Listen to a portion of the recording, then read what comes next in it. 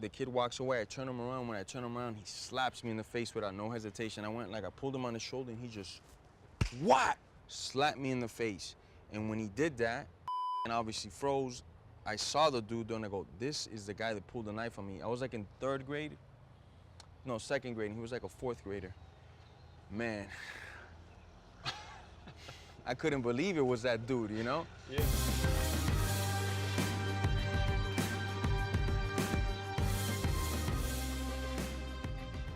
I'm surprised you never came back though. I think I came back when I was like 17 maybe, because I used to know a girl that was like living right around here, so I might have drove in here, but it's been at least 15 years. Do you like being back here? Like, are you enjoying I love this? it. I'm getting some early good memories. I haven't been here in so long. I'm getting some good memories. Like they replayed like 3 times and I busted my ass, went flying on the bike. I remember so many times getting here with the groceries and the elevators were broken with Mama Duke's 5 flights up. Ah! Used to love and hate this place.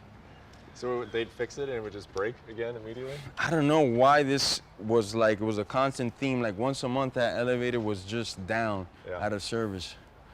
But I had tremendous fun up in here. I had a lot of good memories in here. Some not so good, but overall great time I had up in here. I got my bike stolen. So I was like on green lighting any kid that I thought fit the profile. Yeah. And I was like 8 years old, so I ran into some of the bigger kids and then things always didn't go so well, you know, but. Was the bike locked up? Or did you just leave it out and it got taken? Man, it was one of my friends literally used to live in one of these things, and I never would leave my bike there, you know. I'd always bust a mission to like put it away up in my place, even if I had to take it up the staircase. And I went to this house for like 30, 40 minutes and we're playing Nintendo. I come out and my bike is gone. I can't believe it. Just like, my bike is gone. And that was my everything, to go to school, to go around all the neighborhood, to go to the shopping centers. They look about the same as when I was here. Yeah. What's the big Is this deal? The one you were in? This one in the corner? All the way at the top, let me see. I had the corner. I don't remember, I think it was that, either this one or that one. I think it's this one right here. It was you and your mom and that's it? Or? Me and Mama Dukes, yeah, mainly. Huh. A couple family members, a lot stayed with us. What'd your mom do? She had like 2 jobs at the time. She worked for a rental-car place, and then she had another job. I'm forgetting, she might have been like a secretary or something. So was she around a lot, or were you just kind of hanging out on your own? Nah, I was alone a lot at that time, you know, which led me into a lot of trouble, but I also like, I don't know, I liked it. So I grew up a loner, and I'm still kind of like that, you know, though now a lot more people just try to hang out, which if you're watching this, no, don't do that. Leave me to be the lone wolf that I was raised to be. Leave Jorge alone? Leave Jorge alone, hashtag. So did you have like good friends in here though? I wouldn't say good friends. I had friends, man. I didn't really, I don't know. The kids here, some kids were good, but a lot of kids were wild, man. Were like immigrants just like me and things like that, or secondhand immigration peoples, and some of them were a little loco in the head, you know? So I had friends, but I didn't have like a best friend or nothing like that, you know? Really? Yeah, no. Fights in this parking lot? Tremendous amount of fights. I got into a couple. After they stole my bike, that's when I started like, I don't know, I came up with my own, you know, like who could it have been? They stole my bike. So a lot of these, like those weren't theirs, but these other ones were. So I used to like walk around looking in every building where the bike should be, see if I see my bike or something, you know. And the bike that I had was like a cheapy one that a lot of bikes could look like it, you know, especially if you took a couple pieces off. So I was just like in war zone at that time, man, for like a good year until I got a bike again for Christmas, and I was like, all right, cool, you know. So what'd you do for that year without the bike? Started stealing bikes. Did you? Yeah, as soon as I got mine stolen, it took about a month, and I'm like, F it, I'm stealing bikes from now on, you know. So I started stealing bikes, switching up the parts so nobody would know it was their bike. Yeah, I remember getting chased, not through this one, through one of these, because I had the bike and they caught me as I was getting it, and I was running with it full speed, having to jump on it, pedal my ass away. I had a lot of fun up in here, now that come to think about it. Yeah, but you say that they're great memories though, huh? Great memories, founding memories. One of my actually my neighbor, he was like maybe 7, 8 years older than me. He had a Super Nintendo when it first came out, had Street Fighter, what? So I'd always be hanging out outside. He knew who I was, so every once in a while, hey kid, you want to play? I was like, yeah. Throw down on the joysticks. Those were great memories, you know? Hadouken. You know, it's like you and Nate have both said that. Street Fighter references. Well, I love that game. Mortal Kombat too, well, that was my shit right there. Mortal Kombat, I was pretty decent, man. I could hold my own. Scorpion. Yeah. Brock, I'm pretty good with too. Noob Saiba. Yeah. I'm a stud with those guys. Huh. I could get my lunch paid through Mortal Kombat. You know, we'd pay like a quarter a game. Yeah. Leave with like $3.75. And they'd still play you? Yeah, because everybody wanted to play, you know? So you knew you were good at fights, and then when did you start like training, like actually getting training for fights? Well, I mean, I went to like a couple karate studios. There was one actually nearby that I enjoyed, and that was actually, the instructors were pretty decent. And then I got in trouble in school. I got maybe like, I don't know, like 2 blocks down right by my elementary school. First time I got a knife pulled on me, this kid pulled a knife. He was a little bit older. I was with a friend and we were riding around, and the dude he said hi to one of the guys in the group and knew him. And I got off the bike and I was like, oh, what's up? They were talking to me. There's a fence here. And the guy goes, yo, grabs me by the shirt, pulls me in, and takes out the knife. And I freak out. I push back and I go, oh, you, and I take off, you know? Like a year goes by, and I'm in school and we're at the spill out area. And my friend's getting into altercation. He was like one of the smaller kids in the class. He gets pushed down, I pick him up. The kid walks away, I turn him around. When I turn him around, he slaps me in the face without no hesitation. I pulled him on the shoulder and he just, what? Slapped me in the face. And when he did that, and obviously froze, I saw the dude and I go, this is the guy that pulled the knife on me. I was like in 3rd grade. No, 2nd grade, and he was like a 4th grader. Man. I couldn't believe it was that dude, you know? Yeah. That was my first like troublesome time in school, and my mom was really upset because I went to town. For the 30 seconds that until the teachers got there, I went to town on this kid. So my mom took me away from all martial arts, everything. She's like, no, you're gonna end up in a really bad situation if I leave you in there. And that started like more turmoil because now I had all this extra energy and nowhere to burn it. So when she'd take off to work, mischief time, you know? Whatever I could get myself into to keep me, you know, excited or entertained. What do you like fighting? I love fighting, but it wasn't always fighting, you know? I started doing like, once I got taken away from the fighting, I started doing stupid things, stealing car radios, the change from the cars, you know, all types of things, which led into fighting or stupid things like that, you know? And it's just being a dumb kid, you know, and being around other dumb kids. So kids, don't do dumb things. How did it lead into backyard fights? Well, I bounced around from a lot of neighborhoods. Like from here, after here, I started bouncing all over Miami, and everybody knew I could fight. So if somebody had a friend that they knew they could fight, they'd want to see it, and we'd set up like our matches, you know. And is that kind of like a Miami thing? I don't know. I thought it was like a worldwide thing, but I come to find out Miami was like really big on the street fighting. I just thought it was regular, you know. And maybe me and like 6 of my friends will come up with like $43. And then we go bet it against the other 5 guys, and that's it, you know? Go crazy at the McDonald's dollar menu after that. Like 5-on-5 or just? No, just like me. Like everybody put me versus whoever they said from that building is the best. Okay, we got $40. What do you guys want to do, you know? Were they usually bigger than you?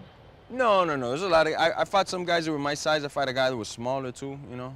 I started fighting since, I don't know, maybe like 13, 14 already, like all comers. Put the boxing gloves on and just go. Did anyone ever have like jiu-jitsu or catch you off guard? I fought some wrestlers that wrestled like in high school, you know, and I got taken down, and it was back then no time limit. So I was getting taken down, I remember, by this one guy, and then he got tired and literally just tapped. I didn't know back then what the guard was. I was just holding him in, punching him, and literally just got tired and tapped out. So I was like, oh, that wrestling crap doesn't work, you know? But the guy wasn't like a good wrestler or nothing. He just knew how to wrestle. He wrestled at some point. Yeah. Yeah. What were you getting paid to do those backyard fights then? Just betting money and stuff. Still just betting? Yeah, so just betting. We go there with our own chunk of change, you know? It's fun. And then at that point, is that when you started to think like I could make money like this? I already knew. Since I was here in these buildings, I knew since like the age of 10 years old, I'm like, this is what I want to do. you know, kids would go to the park nearby and play ball, and I had gone a couple times, and it just didn't interest me in the league. It just didn't draw my attention. Not trying to knock it, it just didn't call to me, you know? But then I'd see like maybe randomly some kids had boxing gloves on and they were boxing. I'd sit down, get off my bike and just watch them, you know, like, wow, that's awesome, you know? Not like from a bad place, like, oh, I want to these guys up. Like I was genuinely interested in it and still am to this day, you know? Why don't you think you didn't go into straight boxing? Seems like you went into like... I was headed in that direction, and I met wrestling and I fell in love with wrestling. I was like, wow, this is the second or first greatest sport. I was always in between them when I'd seen them on TV and stuff, and then I started doing it myself, and then the UFC happened to be. And I was like, wow, this is a gift from God to me. I get to do both at the same time. And that's what it started out with, was boxing and wrestling. And so then you've talked about sleeping in your car. So like, what was that time frame from? Like how old? Oh, from like, I don't know, 15 to like 22, 21. Huh. But not always, but you know, on and off.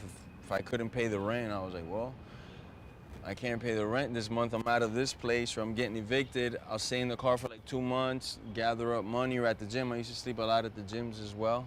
You know, just chasing the dream. It's all part of it. What kind of car was it? I had, my first car was and it was really comfortable to sleep in. It was these two windows didn't go down. The AC was broke, so it kind of sucks. So only these two would go down. It was a Chevrolet Bonneville, like from the 70s.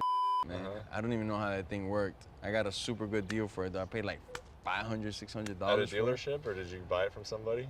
Bought it from somebody, I think. Yeah, bought it from somebody. And you were just sleeping in like the back seat of cars? In the back seat. I just go to the gym and just post up right in the back seat, sleep, wake up, be the first guy there a lot of times. People are like, oh, you're so disciplined. No, I literally live back here, you know?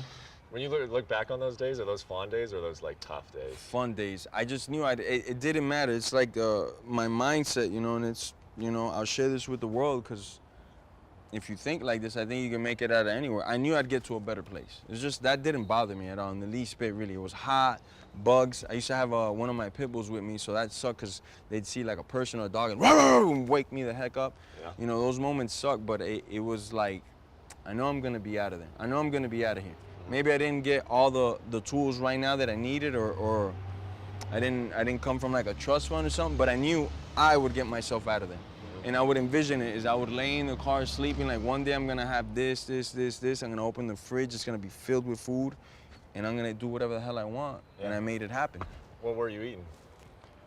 Roman noodle was a thing for me back in the day. Yeah. And I'm also known as the Dine and Dash King of Miami. That, anybody that knows me from back then knows that. I used to hit that tab up, and then, all right, that's it. Sir! Not too proud of that, but man, I did it, you know, so. You could go around and pay all those tabs these days, huh? Yeah, but I'm not gonna do it because it's a lot of tabs, my brother. It's a lot of tabs. I should send some checks out to a couple places that I did wrong, you know? Do you ever get caught? Like, did they ever chase you down? Oh, I've been chased so many freaking times, bro. Yeah. You have no idea. Yeah. Yeah. Ooh. Oh, shit, man. Damn, it used to be flamingo pink in here. I don't know about this color. Yeah. Oh, shit. Been here. Damn. So Hurricane Andrew was one of the worst hurricanes that hit Miami. And it came through here when I was in here. So we didn't have power or light for like a month. So the only thing that was working water-wise was this pool to take a shower in. Really? So it'd be, yeah. And for some reason, you could still take a shower in this thing. Let me see if it's where it's up. Like I told you, high security. Everything. Yeah, it used to be like a line of like 30 people, and I was like 7, 8 years old, and I was like, what the hell? And the line would go all the way out, people wanting to take the shower in here, you know? For a month, huh? Yeah, for like a good month, nobody had power or light in here. You hang out here much? Cool guy? Yes and no, because it used to be so crowded, and I hated that. I just didn't like being around people like that, you know? Yeah. So I didn't want to be in that pool. Bunch of kids in there pissing in there or whatnot. I wouldn't come in there too often, you know? And then at night, they had like the security guard that was like 7 years old. Literally all he would do is make sure nobody would go in that pool at night, and that's when I would like to go in there. Is there any like Like any like drug activity or like gang activity or anything around here? Drug activity, I wouldn't really know at that age because I didn't do drugs and I didn't really, you know, were there people selling it? I'm sure, but I didn't really, if there were, I didn't pay attention. You want to see if the elevator works? Yeah. That and see that door real quick in the view. You want to go up? Yeah. Yeah. I got a lot of good and bad memories in here. I remember when I In the elevator? Yeah, 'cause one time I had hid the report card from Mama Dukes for a good while, maybe like a month and a half, and she went and picked me up early, and you know, you had to get the report card signed. I think I had one of my cousins forge it, and the teacher didn't say nothing, super slick. When my mom pulled up, she's like, hey, you know, is this your signature? She's like, no, I was asking for the report card. He kept telling me next week. And my grades weren't the best. Man, I remember my mom wanted to kill me, and on this elevator, she had the butt whooping had commenced already from the car, starting from the car, but when we got in the elevator, there was people there, right? So she was, you know, containing herself. Yeah. But I remember in the elevator, her just digging her nails into me and me having that fear of death, like, oh my gosh, as soon as I get home, I'm dead. She's gonna kill me. That memory just hit me right now. I love you, Mommy. Was it because of the bad grades or because of the forgery? The combo platter. Yeah. Oh, the forgery, she's like, oh, you're intelligent now. Bah! Well, I used to have so much fun here. Well, I had a blast. I can't complain, man. I had a blast growing up. Yeah, I can tell, man. Yeah. A lot of dumb things, but a lot of fun, man. I can tell you, like, this is a positive energy for you to be at this place. Oh, I had a blast in here. This dude right here had the Super Nintendo, you know, like relatively when it came out. And this was me right here. Wow. Oh, and that was the trash chute. So when my mom used to like piss me off or whoop my ass, throw the garbage. It was over. 5'12". Wow. Man. I don't know. Nah, I don't want to might piss somebody off. Yeah. Gonna blow our head off. Yeah. You gotta be careful with that. Oh, this is a nice view. This wasn't like that back then. You didn't have all these bridges and all the buildings. No, that highway's relatively new, a couple years. Like all those buildings are new, pretty much. That one ain't. That beige one, I think, yeah, those have been there, but this wasn't there, that wasn't there, that bridge, all those bigger buildings weren't there. This was just a huge field. One house was in there. They had a Doberman pinscher. And one time I was out there running around and they let their Doberman pinschers go. And this is not to show off the shoes, but zoom in on these bad boys. I got this when I was like 10 years old. That grabbed me, shook the my leg, destroyed me, man. Yeah? Yeah. Dislike Doberman pinschers. So I went and got pit bulls so I could eat them. And you were thinking growing up here that you'd be like a pro boxer someday? Is that what you were hoping? Yeah, I didn't know. I just knew that I liked the feeling that I got before fighting. I liked the feeling during it, and I know I was good at it. You know, I was pretty decent. Nice, good man, using the stairs. So I knew something would come out of that eventually. You know, I didn't quite know what's this boxing thing really about. You can make money off of it. I know they're on TV. I didn't know all these equations, you know. And I had moved around a lot. So when I got here, this was a place that was pretty stable for me. We stayed here for a couple years, but the moving around too, that's probably a reason why I also stayed to myself a lot, because of the moving around.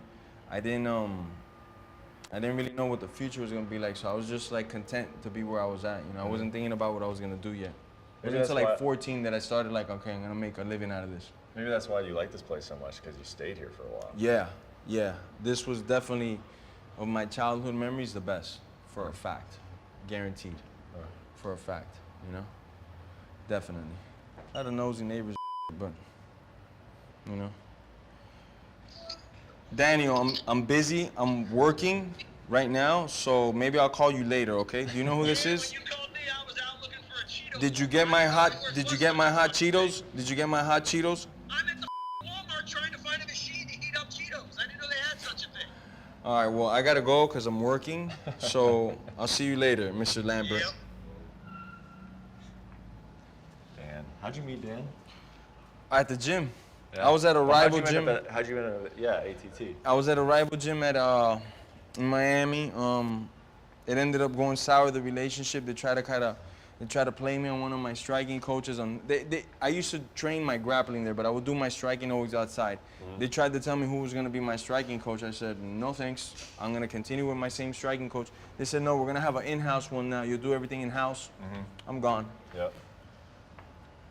During that thing, I was looking at a couple options as gyms. I didn't think ATT would take me in because we had my gym, not me necessarily, but my gym had a rivalry with ATT. So I was like, man, those people, they probably won't want me. But we had a mutual friend, Richard, and he was able to score me a meeting with them. And I walked in there. I sparred the first day I got there. The general manager at the time, Richie Puma, Ricardo Labor was also part of the team. A couple other guys that are still there, Conan, Pahumpa, Dan Lambert. They all said, yeah, bro, the kid's a stud. Let's bring him in. We could polish him up and make him into something. And sure enough, that's what we did. Yeah. You know? Yeah. And then I've been there ever since. It's my home gym. It's my temple. It's my safe zone. When did you start there? The year I don't remember, but I was like 21. Yeah. Yeah. However long ago that was. The one with like Kimbo refereeing and Ray and Mike, how did that one get set up? Like, did they just become aware of you because you were winning a lot of backyard fights, and did they contact you? No, we were at the same gym in Miami, and man, Kimbo and Mike were just, I mean, I know Kimbo doesn't look at me, but he's one of the most humble dudes you could have ever met and nicest guys, you know? Yeah. So they just see me hitting the bag, and then we started talking, and then a little rapport was built, and then eventually we asked like if I could fight on like one of the backyards, you know, like, man, he wants to scrap, he's always looking for competition. They said, hell yeah, we'll make it happen. And sure enough, they did. I used to try to do my acrobatics in here. I would do it now, but I want to get my hands dirty. I'd climb up, I couldn't jump it. I remember I'd climb this pole like this, I'd hug this, because I was always a monkey. I'd get in there and start freaking messing around and stuff. Huh. I've heard you say that like you can sense danger. Yeah, and I you know, just from being around it, I guess at a very young age, but I could sense like shadiness or weird individuals, you know? Yeah. Yeah. You think you picked that up like around this time in your life? For a fact, Yeah. you know. Got my butt kicked a couple times, you know? I remember one time I was just walking I used to have a friend that lived like 4 blocks down. And it wasn't dark, but it was close to 7, 8 p.m. And a car just rolls up. I think I was about 13 years old. 4 guys jump out, and I'm like, what the f? And one of them was just pointing at me. It's him for sure. That's all he says. It's him for sure. And I'm like, oh, oh. And I'm like, what the f? What did I do? You know, I'm thinking, what could I have done? Yeah. And they immediately start sprinting towards me. The first one that gets next to me, I hit him. I cut like a left or right, whatever it did, and start jumping gates. These kids get back in the car naked. You know, I'm jumping gates like from this neighborhood to the next, and I took off fast. Maybe 1 or 2 stayed on me, the other ones got in the car. And it was like a fucking chase all the way back over here from like 5 blocks down. Yeah. Those kind of things just stuck with me for life. So now before the car would even creep, I'd already see like, oh, this guy made a suspicious left. I'm ready, you know? Yeah. Yeah, that time I got away with it. Other times, not so lucky sometimes. You know? never found out what you did? Why they No. were chasing you? And to this day, I have no recollection who they were. At the moment when I got home, I'm like, who even were those kids? It could have been mistaken identity, maybe somebody's bike that I stole, you know? I don't know, but it was good learning how to survive tactics, you know? That's when, like, people always talk about when I hand out the 3 pieces in the soda, how I'm so calm. Well, it started here, you know? Yeah. And I wasn't the type of guy that would talk crap to you like, oh, I'm gonna kick your butt. It'd just be like, oh, okay, whoop, whoop, whoop, and gone. Yeah. You know, because I learned if you stick around, the friends are gonna get you, or this guy's gonna come back with a baseball bat. So I do my work, take off. Yeah. Yeah, Smart. still the same guy, yeah. Yeah. Still do that in your fighting career. That goes to all these little co-workers of mine. They like to, they talk, but then when they see me, can I get a picture? I'm the same guy, man. I'm never gonna change, you know? Shouldn't say it on camera, but